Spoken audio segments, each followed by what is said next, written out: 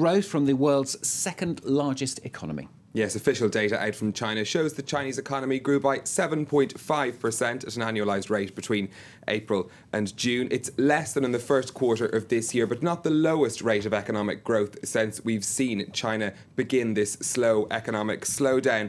Now, earlier we spoke to our correspondent in Beijing, Paul James, about concerns over this economic slowdown.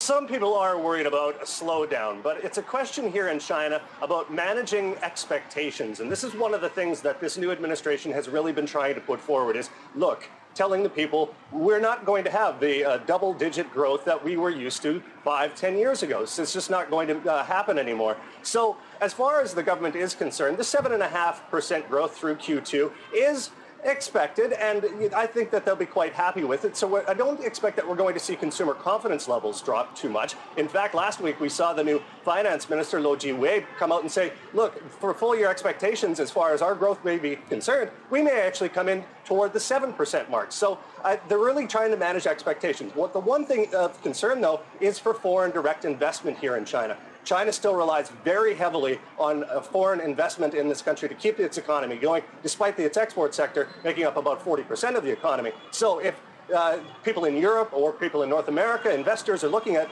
7.5% growth and continued slowdown in growth in China, they may be a little bit more reticent to invest some of their money into the economy.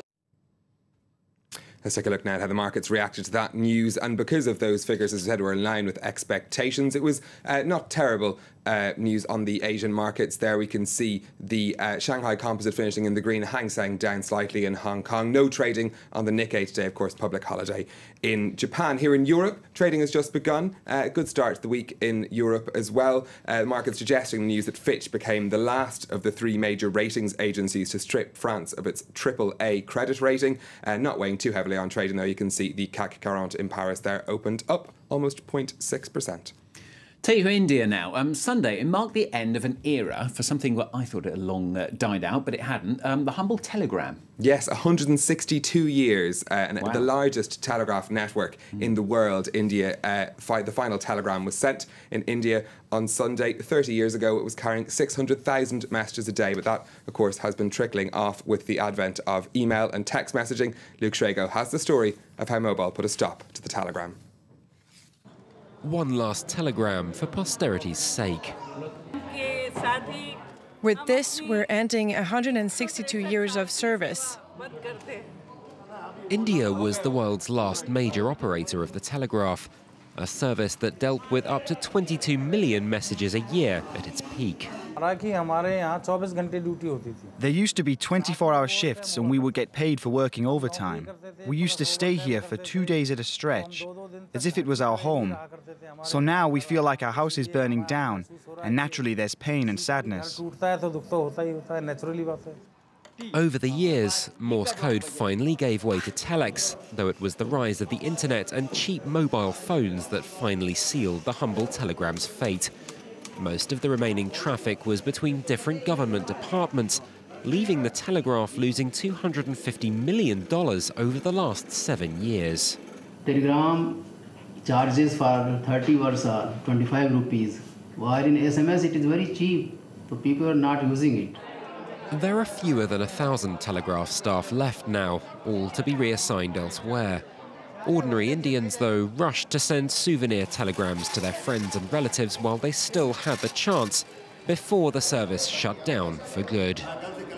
Let's take a look now at some of the day's other business stories. And investigators say a fire on board a 787 Dreamliner at Heathrow on Friday wasn't caused by its lithium-ion battery. Boeing had to ground its fleet of Dreamliners earlier this year because of problems with the battery cells, but the burn damage to the Ethiopian Airlines plane will cast doubts over the lightweight material used in the aircraft's hull. Sales at the fashion retailer H&M rose in June at their fastest pace in 9 months. Now, the figures were up 3% from a year ago. It's a good start to the season for the Swedish company, whose profits had suffered from the bad weather and continuing economic gloom in Europe.